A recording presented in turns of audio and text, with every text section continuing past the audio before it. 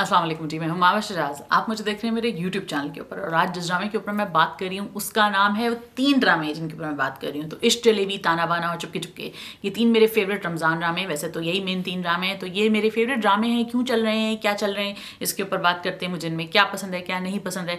तो let's talk about the recent until the 25th episode, ताना बाना, चुपके चुपके और इश्क जलेबी में क्या हो रहा है और क्यों हमें पसंद है। चलिए डिस्कस करते हैं।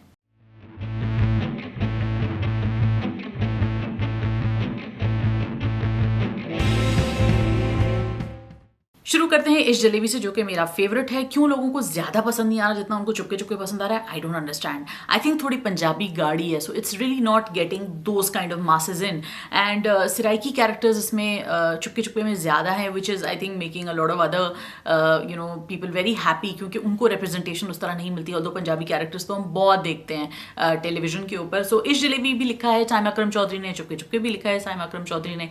इस जलेबी एयर हो रहा है जियो से, उसको डायरेक्ट किया सैयद वजाहत हुसैन ने, जिन्होंने खुदा और मोहब्बत भी डायरेक्ट किया है। इसमें स्टार कर रहे हैं मदीहा इमाम और वहाज अली, और इसमें साथ साथ सैयद उसामा भी हैं, मरियम नूर भी हैं, कबीर खान साहब हैं, नूरुल हसन रिजवी हैं, इरसा गज़ल हैं, वगैरह वगैरह। बहुत सारे ज़बरदस्त एक्टर्स और कैरेक्टर्स हैं। रिसेंटली एक दादी इंट्रोड्यूस हुई हैं, बख्तियार दादी जो हैं, I think that's the right name if I am not mistaken.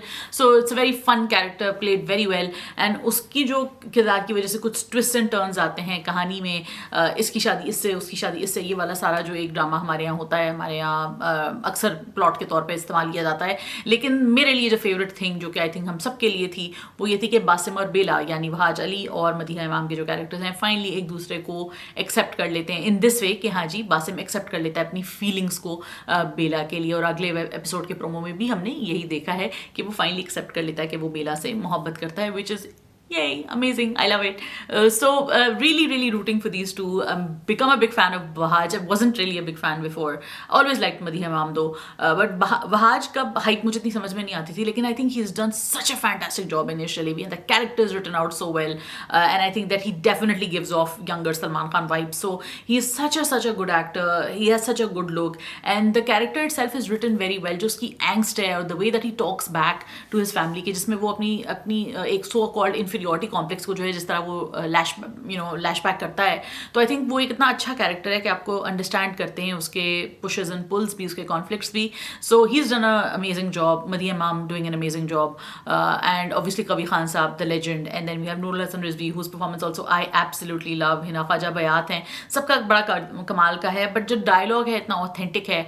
And उसके अंदर जो प्रॉब्लम्स हैं, यानी कोरोना को बहुत उन्होंने एड्रेस किया है कि जी फाइनली उनके एक जो है मामू हैं, उनकी फाइनली रिपोर्ट जो है वो नेगेटिव आ गई होती है, तो उसके बाद वो लोगों से मिल रहे होते हैं। फिर जो अपनी फैमिलीज, एक पाकिस्तान के जो एक कल्चर है उसके हवाले से कुछ कमेंट्री है कि जी हमारे मुल्क में फैमिलीज़ को तरजीह दी जाती है और बाहर के मुल्कों में उस तरह नहीं दी जाती। So these are little clichéd points, but चलें एक्सेप्ट कर लेते हैं, क्योंकि बाकी ओवरऑल प्लॉट बहुत स्ट्रॉन्ग है और लिखा बड़े मज़ेदार तरीके से है। कैरेक्टर्स भी बहुत अच्छे हैं, किरदारों का जो चुनाव है और जिस तरह उस कहानी को बुना गया है वो भी बड़ा अच्छा है कि सारे जो हैं उनकी एक मटीरियलिस्टिक वांट है। वो मटीरियलिस्टिक वांट यही है कि बेला के नाम जो उनके दादा सारी जायदाद और घर और बिजनेसेस लगाने वाले हैं, सब उसके पीछे पड़े हैं। तो विकी का जो किरदार है which played again beautifully by Syed Usama, because ये वाले जो एक्टर्स हैं, उसामा हैं, बहाज हैं, इनको पहले इस तरह के शायद रोल्स नहीं मिले और उनको स्टाइल उस तरह नहीं किया गया, उनको वो डायलॉग्स नहीं मिले। सो इससे ये भी साबित होता है कि एक्टर अच्छा होता है, अगर उसको सही टीम मिले तो वो वाकई बहुत शाइन कर सकता है। तो अल्लाह करे कि हमारे सारे एक्टर्स को, जो बेचारे टैलेंटेड एक्टर्स हैं जिनको वो चांस और ब्रेक्स नहीं मिल रहे, उनको इसी तरह के रोल्स मिलें, उनको इस तरह की टीम्स और प्रोजेक्ट्स मिले, ताकि हमें भी अच्छा काम देखने को मिले और उनको भी अपॉर्चुनिटी मिले अपना टैलेंट शोकेस करने की। सो रिसेंट एपिसोड में हमने ये देखा है कि कैसे एक शोडाउन होता है बिटवीन विकी एंड बासिम, और वो बड़ा मज़ेदार शोडाउन है, क्योंकि वाकई वो एक दूसरे को जिस तरह के ताने मार रहे होते हैं, लड़के वाकई इस तरह बिहेव करते हैं और एक इन्फीरियरिटी से कर रहा होता है और दूसरा उसको कॉल आउट कर रहा होता है, और फिर वो एक ऑब्वियसली उसके बीच का जो एक अंडर करंट है वो बेला से मोहब्बत है, दोनों को बेला बहुत पसंद है। And I like the fact कि जो विकी का कैरेक्टर है उसको बहुत ही ज़्यादा कोई लव स्ट्रक किस्म का बंदा नहीं पसंद, उसको हाँ बेला पसंद थी, तो वो बेला के साथ वो चाहता था कि उसकी शादी हो जाए। नहीं हुई तो कोई बात नहीं, बैठ के वो सैड रोमियो नहीं बना रहा 15 दिन और वो एक अलग से ट्रैक नहीं उन्होंने चला दिया। So it's very light, it's very easy, really like that.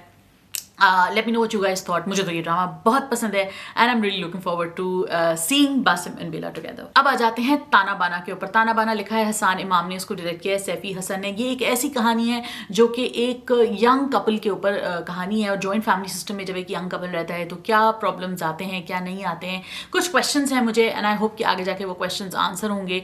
Jain का किरदार which is played beautifully by Daniyal Zafar, एक ऐसा लड़का है जो फेडअप है अपने घर के मसलों से, और वो नहीं चाहता कि वो घर वालों के साथ ज़्यादा रहे, लेकिन वो एक बुरा लड़का नहीं है और ना ही उसके चॉइसेस बुरे हैं। वो बस अपनी बीवी को खुश रखना चाहता है। और कभी कभी जब आप इस तरह के वन डिमेंशन से देखना शुरू हो जाते हैं तो शायद आपको अपनी गलतियां नहीं दिखती। तो I understand that what the writer is trying to say, but I do feel bad for Zain, because बेचारा अपनी पूरी तरीके से कोशिश कर रहा है और वो सबको खुश रखने की कोशिश करता है, उसने की भी है, लेकिन अब वो बिल्कुल फ्रस्ट्रेट होकर स्टूपिड बातें कर रहा है कि ये सब प्रॉब्लम्स जो हैं वो आप लोगों की वजह से हुई हैं, फैमिली की वजह से हुई है, फैमिली को ब्लेम करता है।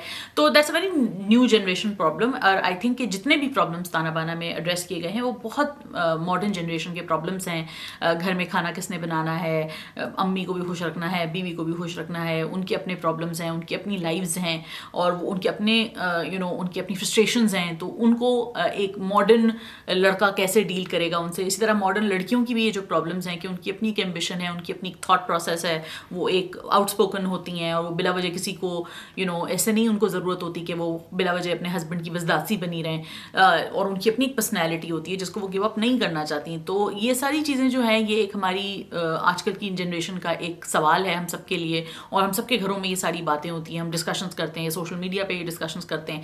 तो a lot of the problems, I think 99% of the problems जो कि ताना बाना में डिस्कस हुई नहीं है वो मॉडर्न जनरेशन की प्रॉब्लम्स हैं, और इसको बहुत ही अच्छे तरीके से उन्होंने उसका ताना बाना बुना गया है, and that is what I love about the writing. I hope के Zain get some relief. I hope that Zoya and Zen live happily ever after because they're so cute.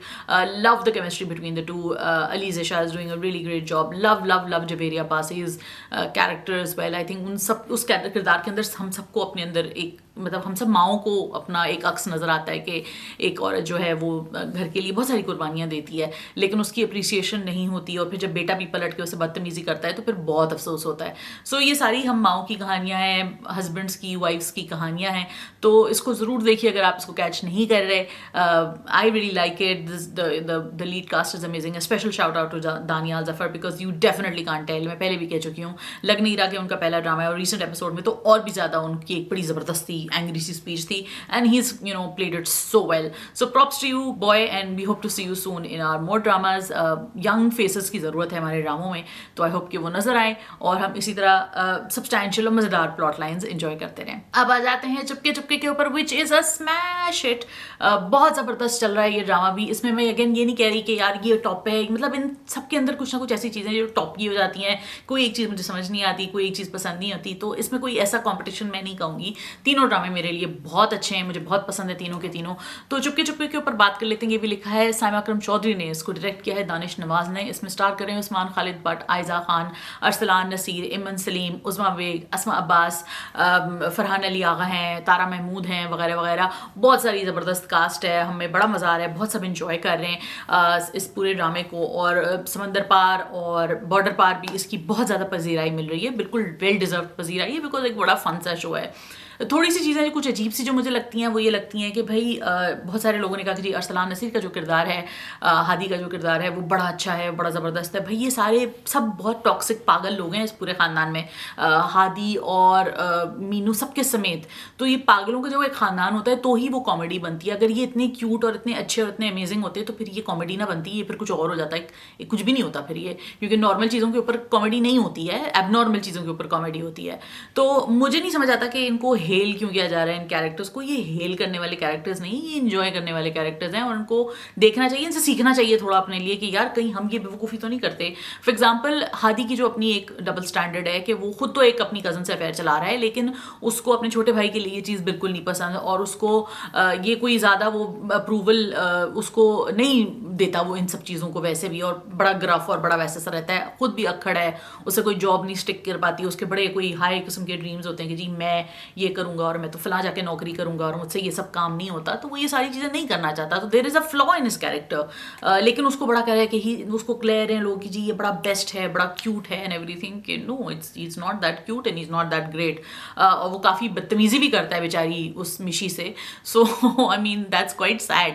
फिर दूसरी तरफ I really love, by the way, I have to say this before I go on, that I really love Faz and Meenu. I'm totally shipping them. Love the chemistry. There's so much chemistry between Usman Khalid Butt and Aiza Khan. I really hope to see them together in other shows as well.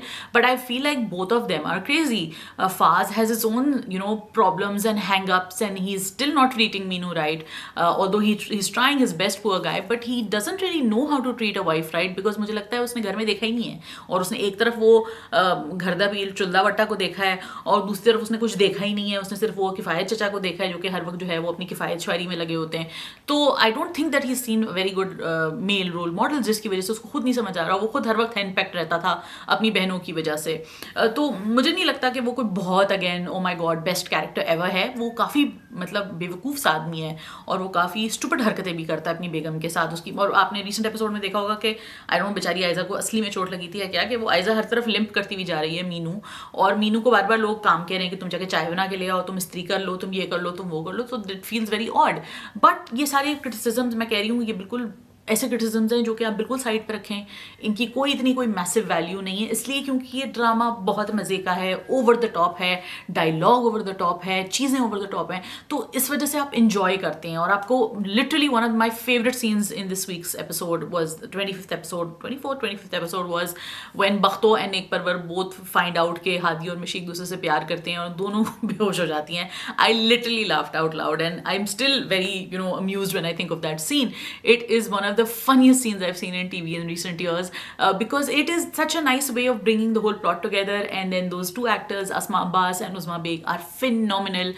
Uzma is such a great actress, and a lot of people are surprised कि अरे यार ये तो दादी ऐसी है नहीं, ये तो बड़ी कोई मॉडर्न किस्म की खातून है. और वाकई वो इतनी इनकी उम्र नहीं है जितनी उनको दादी बना दिया गया. और अस्मा अब्बास तो इतनी हिलेरियस है वाकई, और उनका जो वो पंजाबी डायलॉग है और जिस तरह वो एडलिब भी मुझे लगता है करती हैं, वो बहुत ज़बरदस्त है. So one of the favourite parts of the show is definitely the two daddies who are like just hilarious. So anyway, I love the show. I put all the criticisms away. I love the show. I think it's hilarious, and we deserve this kind of shows every 2-3 months. Please हमारे लिए comedy shows बनाएं, high powered, high pitched, with powerful actors, mainstream actors, A-list actors. हमारे लिए सिर्फ रमजान के लिए ना छोड़ा करें प्लीज टीवी चैनल वालों. Let me know what you guys thought. आपका फेवरेट कौन सा है? आप अग्री करते हैं, डिसअग्री करते हैं? कंस्ट्रक्टिवली और पोलाइटली कमेंट्स में ज़रूर बताइएगा. अपना ख्याल रखिए, देखते रहिए. मोर रिव्यूज़ के लिए फॉलो कीजिए, लाइक कीजिए, सब्सक्राइब कीजिए. खुदा हाफिज़. सब्सक्राइब का बटन दबाएं और बेल आइकन को क्लिक करें ताकि कोई भी अपडेट मिस ना हो.